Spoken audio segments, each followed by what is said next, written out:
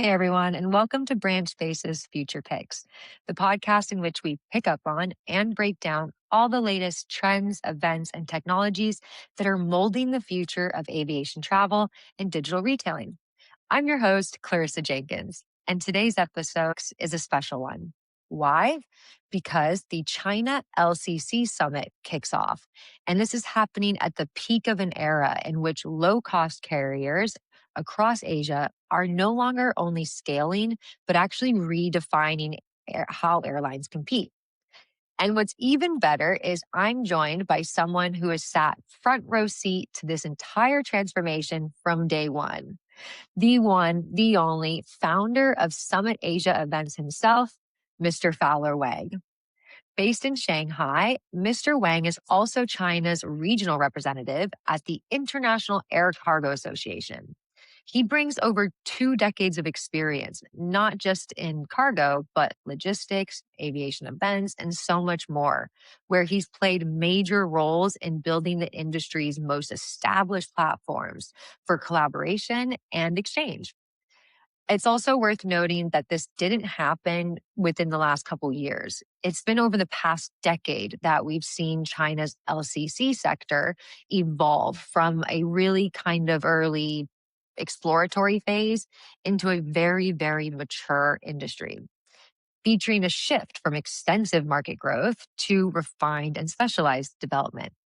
Furthermore, these carriers are transitioning beyond simple price competition to embrace sophisticated cost control, advanced revenue platforms, and even creative approaches to ancillaries, such as involving deep integrations with tourism, airlines, and even other vendors. Oh, and my personal favorite, holistic growth in sustainability within the environment, social, and governance structures. So today, these traditional boundaries between full service carriers and low cost carriers have gradually blurred. And now we have both airline models and they're able to lean and learn from each other, not only for operational logistics, but approaches in how to service customers, business strategies, and overall how we can propel the entire industry smoothly into this new era with structural evolution that features competitive yet professional cohesion. Okay, that was a lot, I know, but I think we have a good 30,000-foot view of everything. And so if you could please help me in welcoming Mr. Fowler Wang to the Branchspace Future Picks podcast.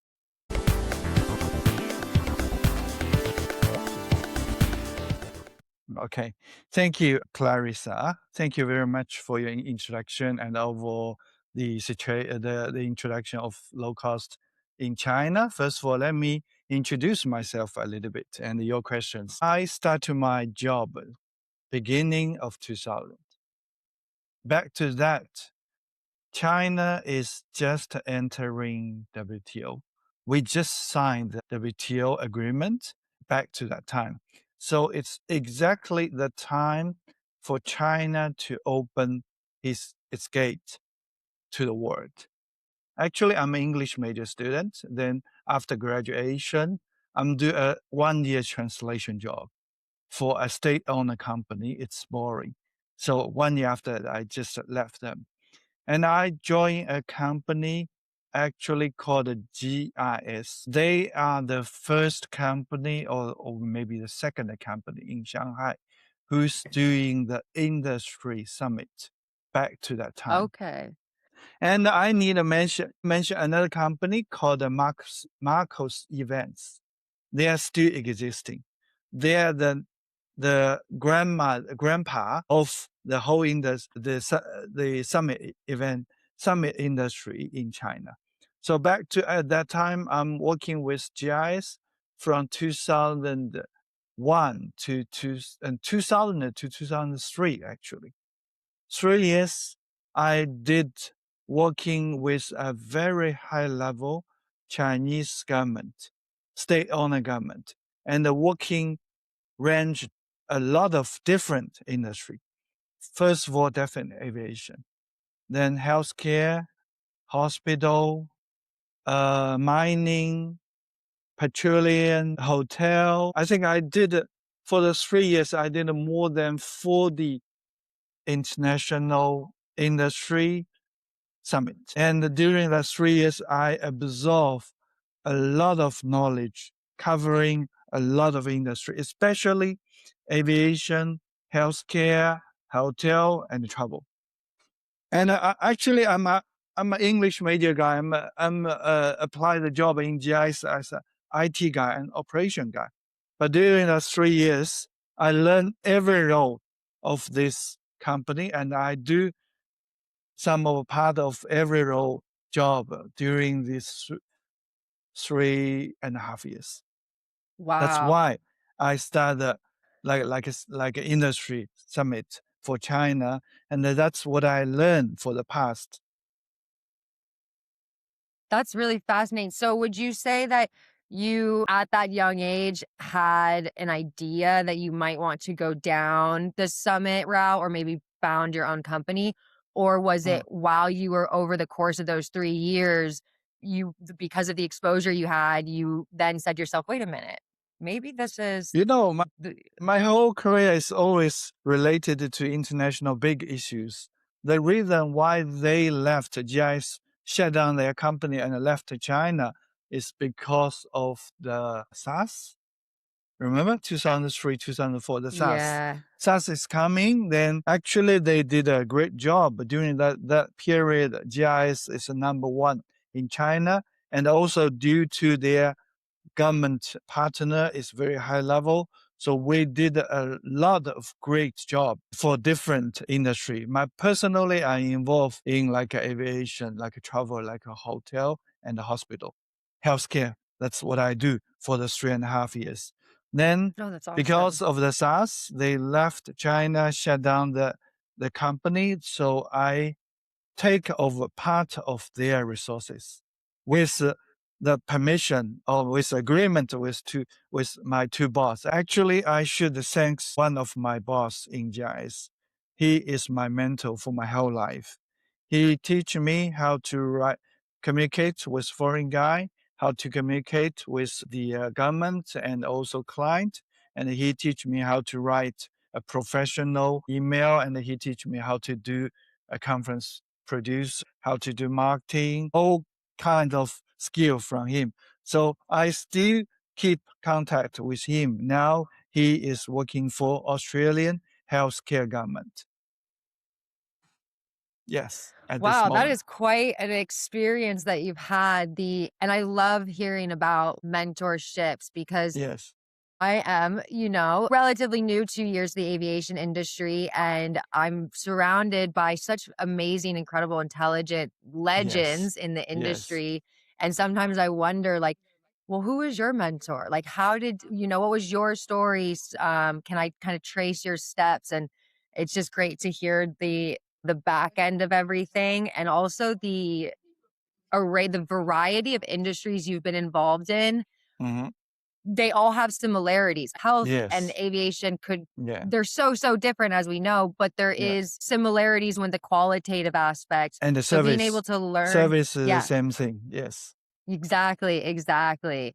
And so with that, you took all of that experience, didn't matter the industry, didn't matter the country, didn't matter the person you learned it from, and you took all of that experience and all of that knowledge, and you ended up building one of the most established aviation event portfolios Yes. in China, which what now makes the China Low Cost Carrier Summit. And I'm wanting to know from your point of view, or maybe what you've heard from others, what makes the LCC summit particularly relevant right now in the industry? So much going on. How do Yes. you feel is relevant to the industry right now? Okay. Before I answer your question, I also will introduce a little bit why I'm choosing aviation. This is another very interesting story because, back to 2003 and 4 at that time, aviation is a kind of luxury in China. Back to that time, aviation is high level. The older, not high level people, but older people, active people, they are working in aviation or they are working with aviation. back to that time. The real process of the aviation, the airline and the airport are very interesting to me. So back to GI's time, I start to fly. But I found the whole process when you come out of your home, then you arrive your hotel. The whole process is very interesting. Especially there's a different range, economics, business, and the first class. But to that, everything is very interesting and amazing to me. That's why I think the destiny let me choose aviation. Actually, I have two industry at the very beginning. One is aviation, another is healthcare.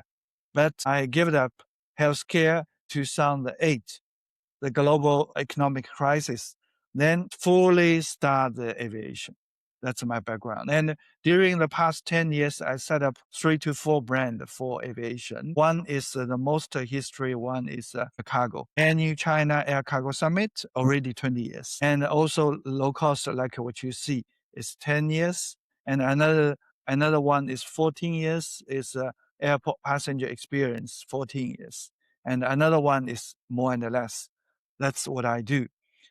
And you get the right question. During that time, I run like more than 1,000 charters in like 1 year. And during that 1 year, every day I only can get like 3 hours. I'm like a call working between Western and Eastern for Wow. two teams and coordinate like more than 15 flights weekly to Europe, to JFK, from Oh China, my also gosh. from Vietnam. Wow. Yeah, it's like you're doing the right thing. I think I tell you why I'm love aviation. That's why. Uh, Anyone you around you for aviation, you say like a legend. No, I'm just a normal one, but everyone is working hard. Aviation is always 24 hours plus 7 days plus 365 days. Yes.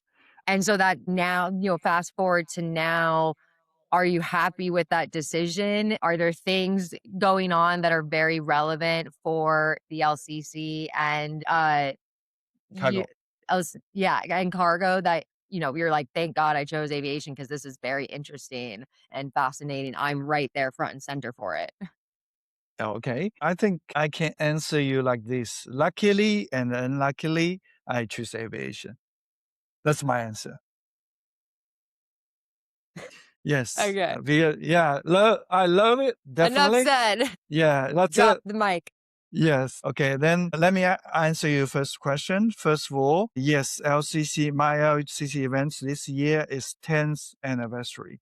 Over the past decades, China's LCC sector has evolved from just a grassroots into a very mature industry focused on the very, very professional competition. I still need to quote my experience during the cargo chartering. Any operational small issue of any aircraft operation will give you an unexpected result. That's why aviation is always like that. You need to alert anytime and focus on any small mistake you can expect it and make this never happen for the operation. So LCC is the same thing. LCC, the major thing is we need to make the aircraft to run, to operate as longer as possible. Then the airline can get profit on this. As I know, some of the low cost airline, they can operate 16 hours a day maximum.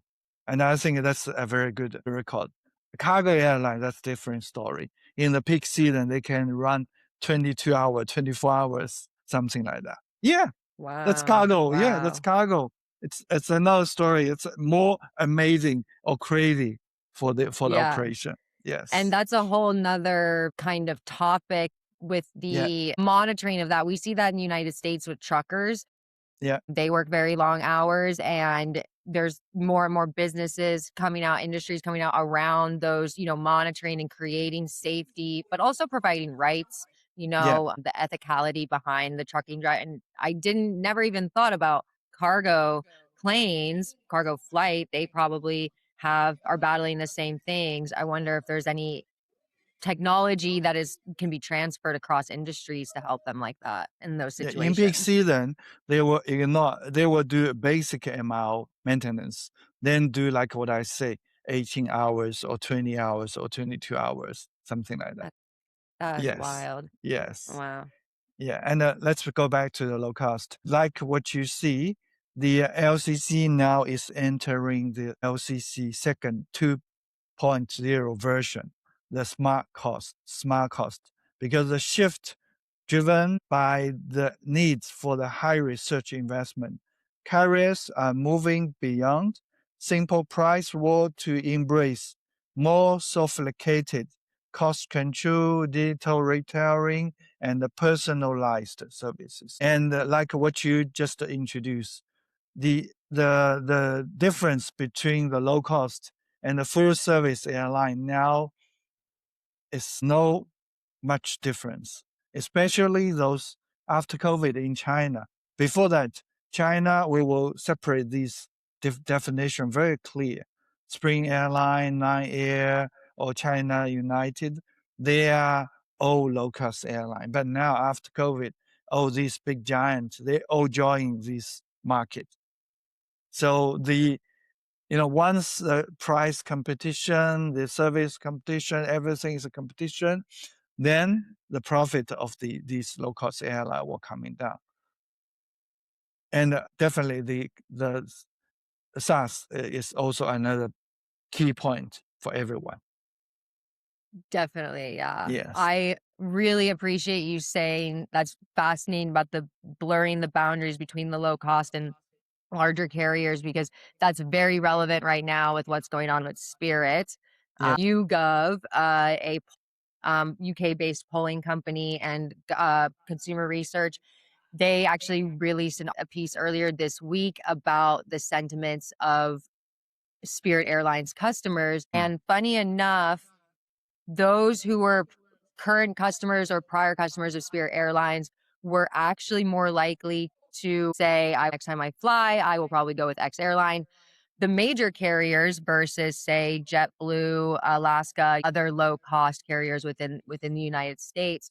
So that is the blending is happening right there, where prior customers are going to have to disseminate. Yeah. And also, how are they going to balance that within the industries amongst the airlines themselves? Start from last year, I want to final point. Start from last year, policy support is changing because our government, CAAC, they have a new policy. They put three major airports, Beijing, Shanghai, and Guangzhou, plus 7 other media airports. And the policy called 3+7+N for international harbor strategy. And now the major international routes will put on these three. And the other 7, they will focus on the low cost. So there's two sides. One side is low cost, maybe will have less capacity in the major airport somehow, but maybe I'm wrong because the overall capacity of passenger is still growing. Just several days ago, Shanghai, for 2 airports, they already reached like 50 million already for this year.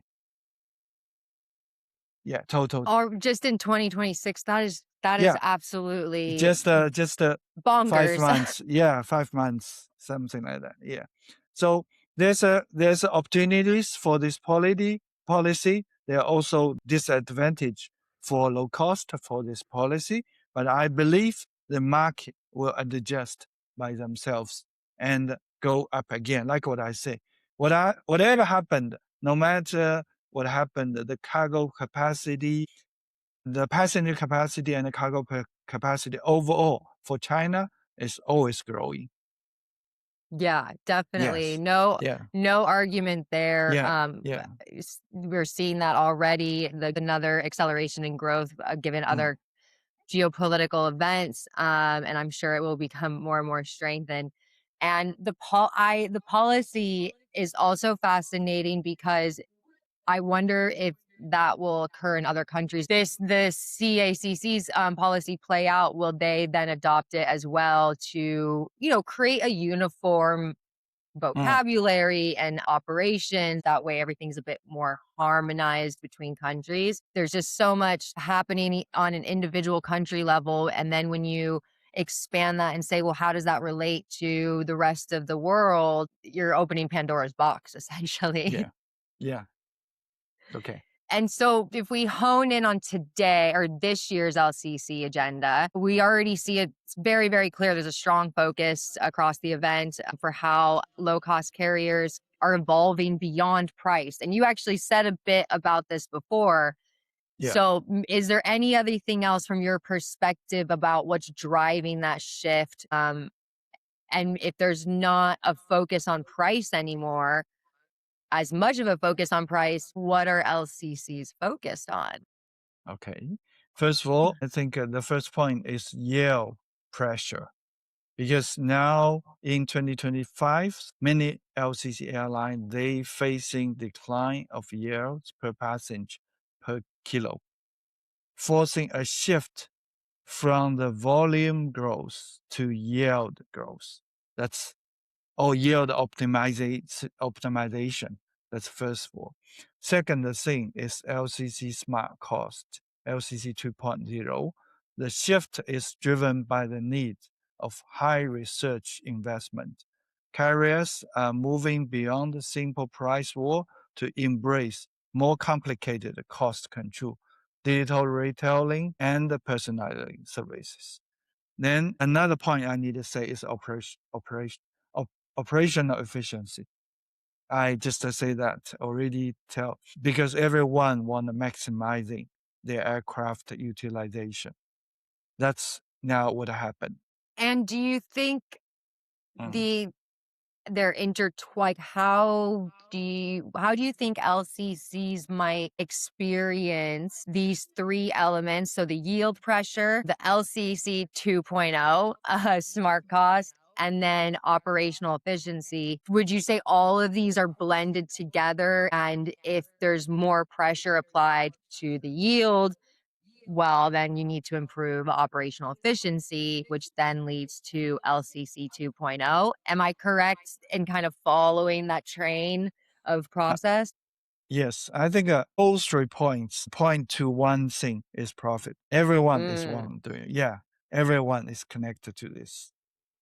We have a major geographic crisis, so everyone knows. Like you mentioned, Spirit. I love the airline. I tried them before. Back to my career, I also working for another American company for 6 years for the self-service, check-in, kiosk, back job, the hardware and the software for 6 years in China. That's I didn't mention before, but same thing. When I traveling USA, I try the spread between the small cities. Yeah. Okay. Well, you're just full of surprises, like learning new things throughout our Yeah. time together. Period. Keep people on their toes, Yeah. My university sheets or my university paper during my graduation is anyone need to learn, even he's 70 years old. That's what I write. And that's what I do start from my career until now. I love that. I absolutely love that. I completely agree. It's like, it doesn't matter if you're retired, just never stop learning, never stop being curious. It all starts with Yes. curiosity amongst anything, not Yes. just your career, but it could be about your hobbies or your relationships, or even maybe I actually do like this flower more than the other, or maybe I don't like this dessert as much as I thought I did. Yeah, that's life. Yeah, that's life. Exactly. And Yeah. I want to shift a little bit to talk about how this all relates to what you just talked about, the profit and retailing specifically. So we are seeing more LCCs in the industry move towards sophisticated retailing models. This could include dynamic pricing, bundles, partnerships, or interlining alliances. And do you think that this shift is mature in Asia? And how does that compare to other countries or regions, do you think? Okay. Okay, I think digital leadership is one point. While the European has a long history, but China's digital integration is world class. The top Chinese LCC have direct sales rate exceeding 90%. I think at this part, China, I couldn't say China is much more advanced, but I think we have a very wide coverage on this digitalization. Every aspect, for your payment in the cabin, even it's offline because low cost airline they don't connect it to a satellite. They don't have Oh, internet, but you can do offline payment on WeChat and Alipay on flight. That's offline. that's really interesting. Yeah, the Yeah, offline aspect. And you don't notice it necessarily as a customer, yeah, that offline versus online, which is good. And yeah, some airlines are better at it than others. But that's one kind of transition, as you mentioned, that transition to blend the two types of carriers together, and yeah, not have such a stark difference in the customer experience, but also the process for the airline. Offline mm, payments and the way you process that is going to affect various teams, commercial and mm. revenue management teams, accounting, etc. And so it's always nice if you can make the differences less. Also, the second point is short haul sweat spots. Asia actually is a short haul destination market, which is ideally for spontaneous mobile first booking models integrated with platform like WeChat, like Alipay, just like what I mentioned. We can do everything in the cabin with all the payment way. Oh, I see. Yeah. Okay. That's really fascinating. Okay, that's really cool. Yeah, because the chat function is really nice to be able to, discuss any reconciliations Mm, or what's included in the service, just have that direct yeah. contact with the person, the entity that you're paying on the same platform that you're paying them, and then everything is tracked, available to you later, maybe for personal finance elements. Yes. Yes. Okay, I'm loving all of this. I'm going to switch gears just a bit and go on to a little bit about ancillaries, hone in on ancillaries. You did talk a bit about this with, the payment processes, being able to pay at any point, anytime, even in flight on the air Yeah. for Yes. ancillaries means that your add-ons or your experience enhancers are available to you at all times.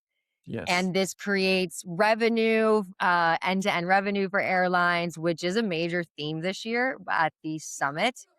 And I'm really curious throughout your conversations with airlines, what do you think kind of separates those who are doing this really well, that revenue, the ancillary revenue, doing this really well, and optimize, and those who maybe are struggling? Do you think it could be an approach difference, a tool difference, heck, even a marketing difference? One uses better reels than the other. Why are some doing better with the ancillary revenue and others aren't? I'm so confused, Fowler. Okay. I think now it's more clear the low cost, they only provide tickets.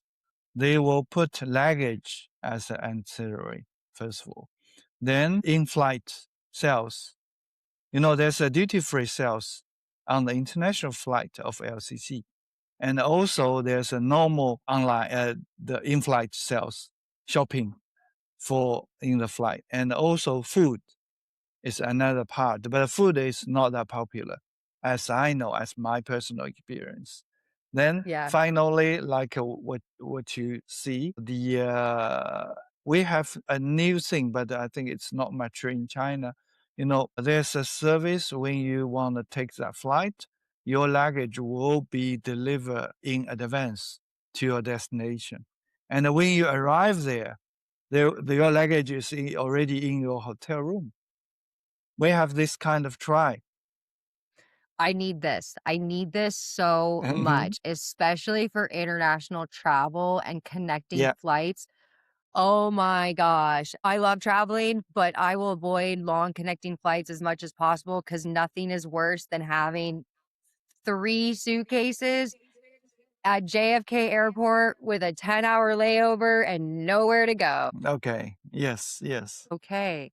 And this Yes. brings up a really good point about the difference between indirect and direct ancillaries. We are seeing a lot more of indirect ancillaries pop out, not only products such as your local, the coffee store, tours, or car rentals, but the services and those experiences, and how to manage all of that from the technical aspect, because you want to make sure that all of your vendors are paid out appropriately and that you're Mhm. still capturing that revenue, and you might want to Mm. create bundles or personalization.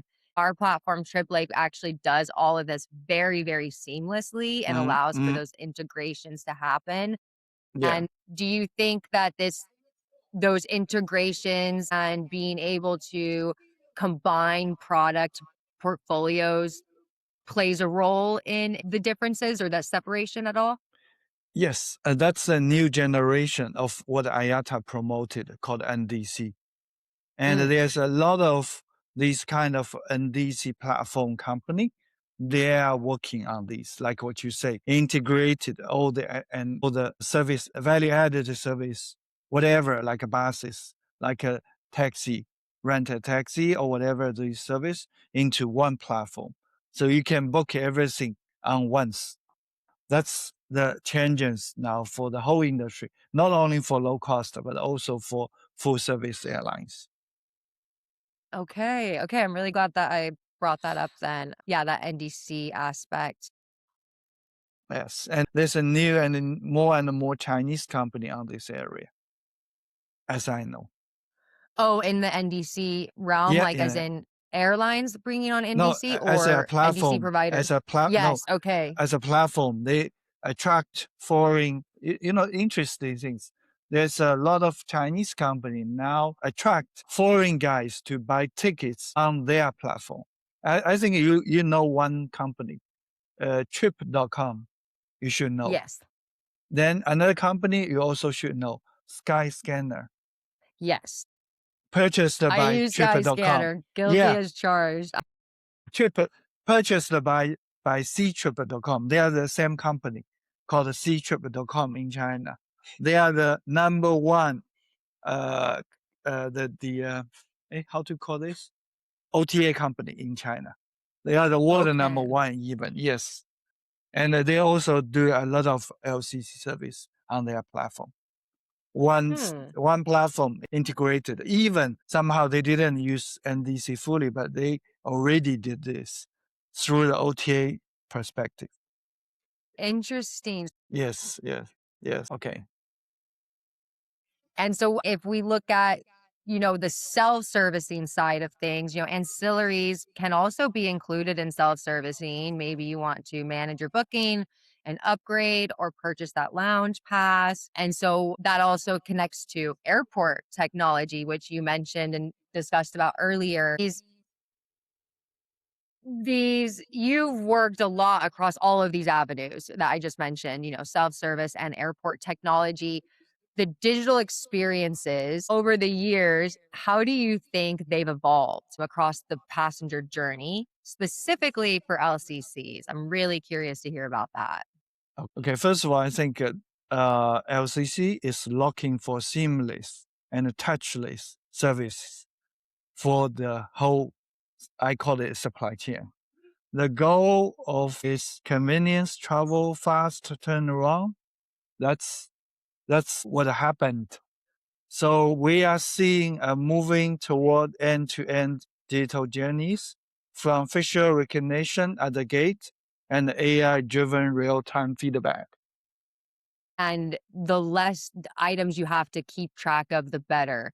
Especially when it comes to documents, even if they're all digital, I even still get confused today if they're all Mm. digital. Okay, well, what's the difference between my visa and my residence permit and this and that, and the facial recognition? I'm still a little bit up in the air. I find it really cool and I use it Mm. every time I'm at the airport, but a little voice in the back of my head can't help but warn me a little bit. Yes. And another thing I think everyone now, all the airlines try to do is mobile first integration. Yeah, Yeah, this absolutely. experience is become less about physical airport and more about digital interface, the passenger carrier in the pocket. Let me give you an example. Hey, The you stole our quote. That's our tagline for Trip Lake on the Go, which is our yeah, mobile app no, module. Yeah, travel companion in your passenger's pocket. Exactly. yes. I think the fast turnaround, as I know in Asia, for a low cost airline is Macau. They finish Mm, everything by 30 minutes. Aircraft wow. arriving, passenger leaving the aircraft, then clean, then passenger check-in, then fly away in 30 minutes. That's the record as I know. That's the most fast one. That is really fast, especially if you have to Mm. change crews, maybe crew members. Yes, everything. Everything included. Fascinating. Yeah. The final thing about digital experience, what I say is AI and the robot in the near future. I Yeah. saw this already in some of the airline and airports, especially in Western because lack of the manpower, the ground handling actually is especially in the Western Europe during the Christmas, during Chinese New Year, during the big holidays. I think there's less and less manpower on site. And for those who are not familiar, can you talk a little bit about Robert? What is Robert? Robert And for this, is in the very, very initial stage. Maybe 2 weeks ago, the Japan airline, they have a robot to help them in the cargo area to push the AKE into the dock. That's very small step.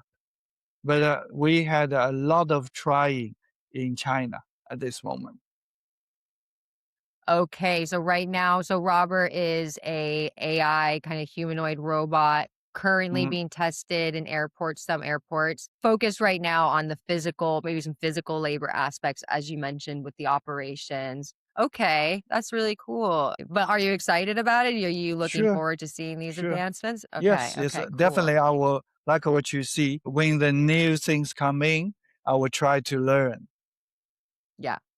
Yeah, exactly. Well, that leads me to my next point was, I mean, AI is just so big. It wouldn't be any type of interview without diving into that aspect right Mm, now. But mm. how do you think AI is changing or reshaping specifically the LCC model? Um, and like you kind of already said this, but do you think it's real? Do you think it's tangible and we just need time to get there? Or is it another fad or trend like NFTs or certain Okay, diet plans? okay. The AI side for the LCC, first for the sales part, I think it's already on the way. Revenue generation, the sales direction, the client, it's already on the way. A lot of airlines is on this. Second one, I think I mentioned that before, operational reality. The AI will involve every operational parts of the airline, especially the low cost, and maximizing everything, especially like what I say, the flying hour daily or what the ground time, then they can generate more revenue for the airline and more profit, more Definitely. Maybe add one more flight in that day, depending on how much time they save. yes. And the second one is smart weapon. AI isn't gaming. It's primary tool for LCC manage supply chain. For example, the fuel price. Some of the airline, as I know, they are using AI to choose the suitable fuel price, especially in the Western side. China, because of our Mm. fuel market in China is different one. Oh, Yeah, different okay. market. It's controlled a little bit controlled by the government. So this is a different. Oh, the prices, yeah, exactly, a bit more subsidized and Yes. yeah, maintained. Okay. The That's okay, so the strategic weapon, I love that word. It's not yeah, it's a strategic weapon. I think it's a really good thing to say because right now, and I've talked about this with, heads of data at IATA or Kappa or even airlines themselves, that right now we're kind of spraying the hose, so to Mm. speak, across AI and throwing everything and anything as ideas come and use cases come. And we're going to start seeing that prioritization and that funneling so that it doesn't become a gimmick or it maintains and it's not a gimmick and becomes a really good, like you said, that primary tool across every department. I'm really excited to see how that plays out, whether it's something tangible like a humanoid robot that you can actually interact with or something that's on the back end that is calculating the dynamic pricing or putting together those personalized bundle offers for, family going skiing versus the loyalty corporate flyer and being more confident with it overall. Like the airline and the distribution team feeling much more confident with their offers that they're putting out there and passengers feeling more seen or appreciated and understood. I think is where I come from or the words I would use. I think I just need to use one word to describe everything. One sentence. In the near future, AI and robots will everywhere in our life. No matter it's LCC or the full service or our whole life, everything will be replaced by AI in the future. Snaps to that. Snaps Mm. to that. That's the tagline right there. I completely agree. I Uh, will say if it will help with house chores and admin stuff, like booking my doctor's appointments, I'm all there for it. yes, yes. You don't need to make any schedule in the future. AI will make No, everything for you. exactly. We've covered a lot around the industry and the individual components in the industry, whether that's technology, strategies, or trends. The But I want to focus more on China specifically and the way it compares to, the broader Asian LCC market. How do you think what's unique about the Chinese LCC market in comparison to Western or even specifically US markets? I think what's unique about the Chinese and the broader Asian LCC market compared with the European or the USA, first of all, is growth potential because LCC presenting in China is only around 12%, compared with like 30% globally. The room for the expansion is big, massive. Second is policy-driven hub. Unlike Western, LCC growth in China is deeply tied to national hub construction and the regional economic development, like the what happened in Hainan. Now the free trade zone for Hainan is in the future. And the final point I want to say is about the culture heritage. Because the whole Asia, we have a lot of Chinese everywhere. Singapore, Indonesia, Malay, Thailand, Vietnam, especially Vietnam. Personally, I noticed there's a lot of Vietnamese. They went to China. They go to China for the Hmm. after COVID. They learn Well, Chinese. We have a lot of students in the university in China. They learn Chinese from Vietnam. do you think there's a certain reason why? Like why specifically? Was it Culture. I've explained to okay? you. That's culture. Yeah, but With same blood. what about the culture? I can say that like I kind of specifically or purposely chose Lisbon because of culture, but also the element of the culture is the weather. Like I really like the weather here and the music scene. So do you think there's any aspects within the culture that really draws people? There's two sides. If China, I think it's much more like what I say, the culture and the history of the China is interesting. But for Western guy, like what you say, the weather in the Southeast Asia is much more attractive. But in Mm, China, the history is much more attractive for foreign guys. That's two sides okay. of this story. The history is too much. So Yes, we too. we need to, yeah, we need to spend our whole life to go everywhere. That's the I know. meaning of the aviation somehow.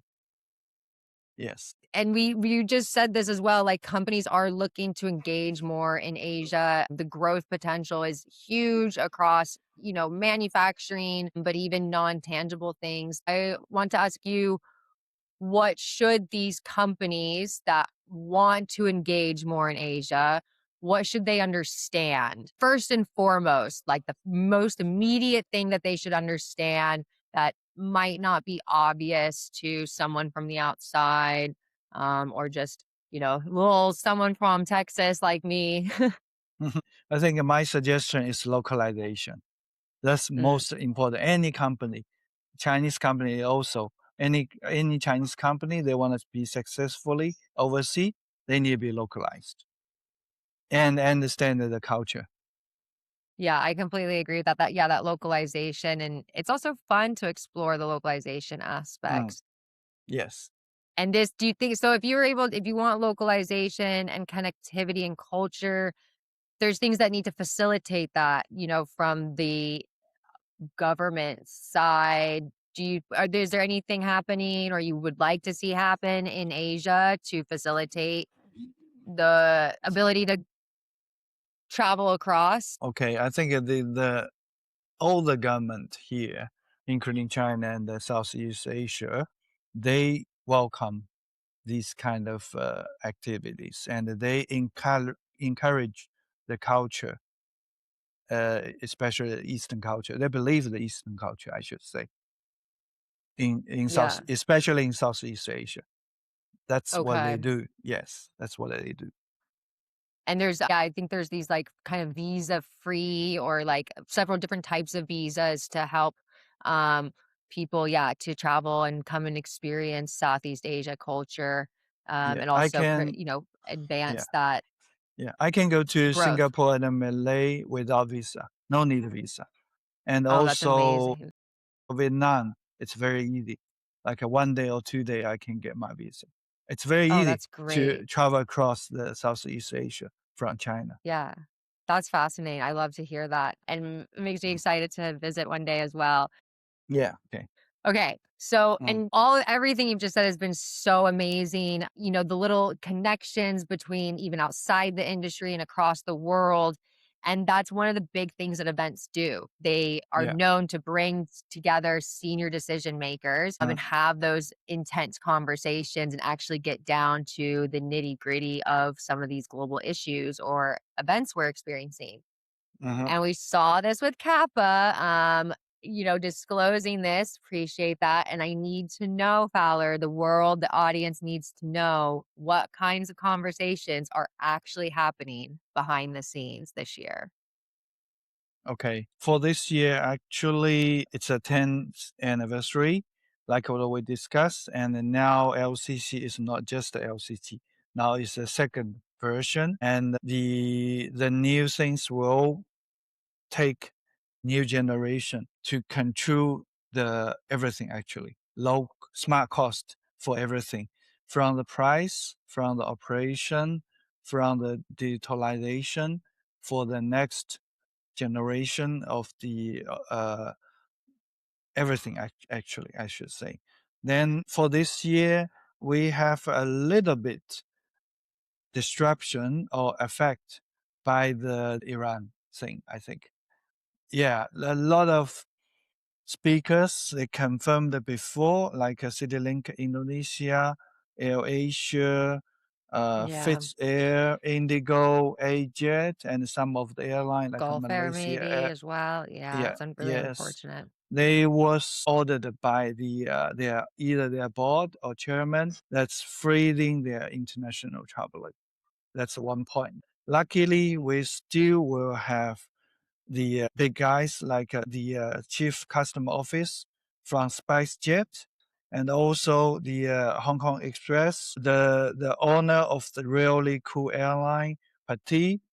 We still have like a 40 airlines totally, half foreign, half local, and also major Chinese airport will join us. Yes, we definitely also affected by the Iran thing from the Korea and Japan market.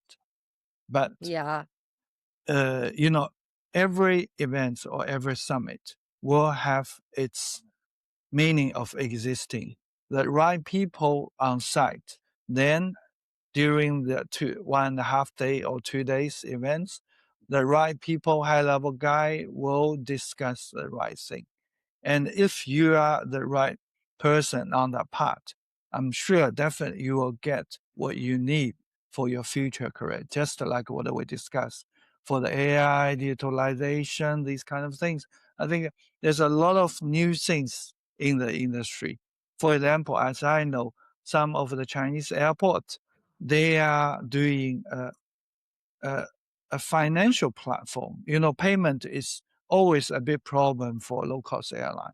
Cross the country, cross the department, but some of the company they are working on one platform to covering everything, every aspect of the Ooh, LCC airlines, and they are that on would the be way really already. cool.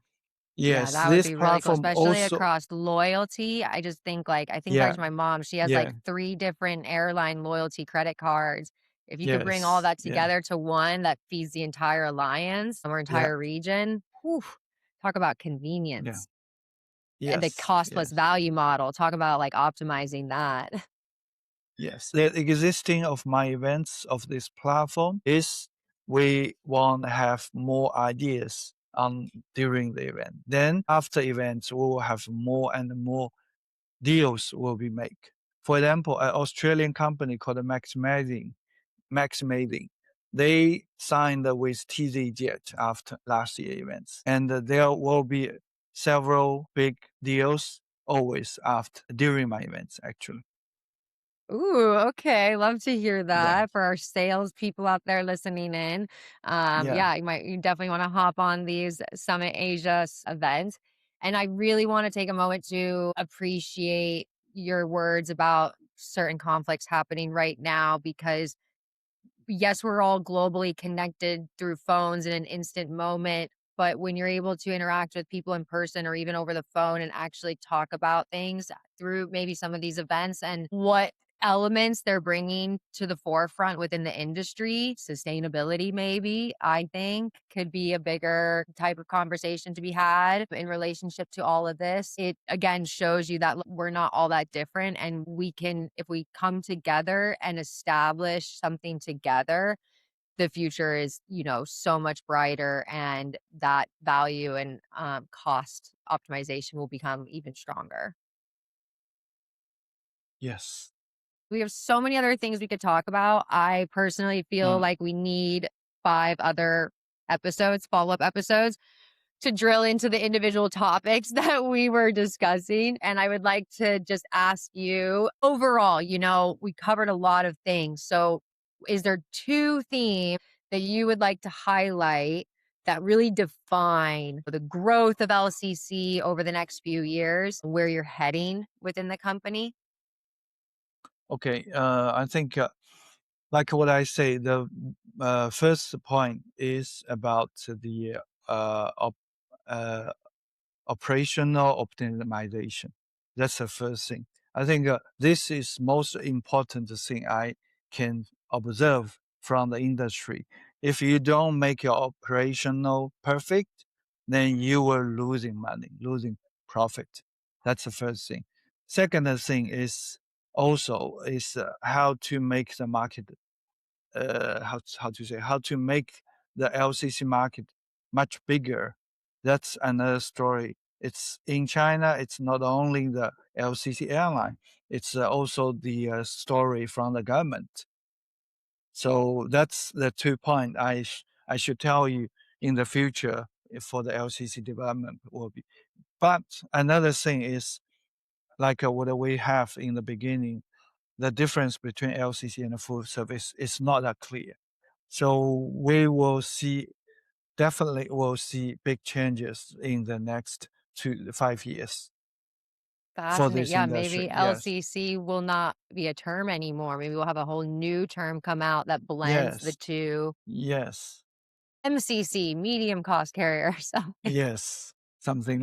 and what you said about connecting beyond just the airline, I always like to use ESG term, Mm, environmental social governance, because getting your community involved is so important. Promoting local businesses, being able that payment across airports, you could extend that to then ability to purchase products outside of the airport or airport partners. Again, Trip Lake is great for this. Our retailing shop, ancillaries purchasing marketplace yes. for those airlines and airports is exactly what this does. And it involves the community and local businesses and the environment and into the economy. So everyone's contributing, everyone feels a part of it and valued. And also passengers get, an inside look on what the culture and what Asia has to offer, such as cherry blossom trees. That is my top. The Great Wall of China and cherry blossom trees are the things I'm looking forward to the most during my visit. Okay. Sure, sure, definitely. I think we will have a lot of topics we can discuss in the future. And I really thank you. appreciate that. Yes. Thank you so much again for your time today. It was Yeah. absolutely amazing. I know LCC is coming up, so I'm really excited to see how it all turns out, the live photos. And I know the Branchspace team is really looking forward to it, and we'll see you there in person. And so, just once again, thank you so much, Fowler, for your time. Yeah. Thank you, Clarissa. Thank you very much for your time too, and keep in touch. Yes, absolutely. Absolutely. All right. Well, that is it for Okay. everyone. Thank you so Yeah. much for tuning in to Branchspace's Future Picks podcast. We have landed safely and are ready to deboard. Ciao. So thank you. Have a good day. Bye bye.